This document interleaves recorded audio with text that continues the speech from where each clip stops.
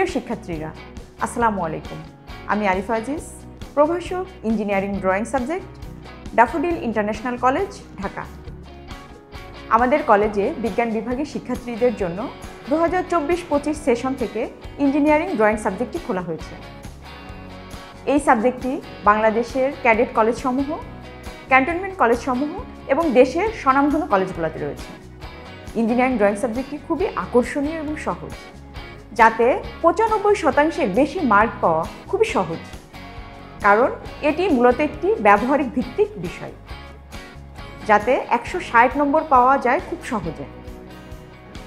যে সকল শিক্ষার্থী ভবিষ্যতে চিকিৎসক হওয়ার স্বপ্ন দেখে, তারা জীববিজ্ঞানকে মেইন সাবজেক্ট হিসাবে এবং ইঞ্জিনিয়ারিং ড্রয়িংকে চতুর্থ সাবজেক্ট হিসাবে গ্রহণ করতে পারে।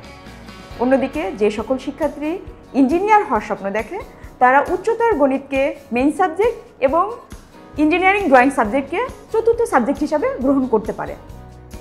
নিঃসন্দেহে এটি একটি বুদ্ধিদীপ্ত এবং বিচক্ষণ পদক্ষেপ, যা একজন ইন্টারমিডিয়েট শিক্ষার্থী অন্যান্য সাবজেক্টের, যেমন উচ্চতর গণিত বা জীববিজ্ঞান সাবজেক্টের পরিবর্তে ইঞ্জিনিয়ারিং ড্রয়িং সাবজেক্টটি গ্রহণ করতে পারে, যাতে তার অন্যান্য সাবজেক্টের সার্বিক পড়াশোনার প্রেশার বা চাপ কমিয়ে তাকে একটি ভালো ফলাফল অর্জনের এক ধাপ এগিয়ে নিয়ে যেতে পারবে।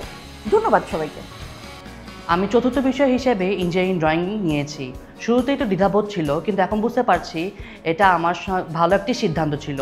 এই বিষয়টি অনেক আকর্ষণীয়, সহজ এবং ছোট একটি সিলেবাস। সবচেয়ে বড় কথা হচ্ছে ব্যবহারিক। এই বিষয়টিতে ভালোভাবে প্র্যাকটিস করলে 95%-এর অধিক নম্বর পাওয়া সহজেই সম্ভব।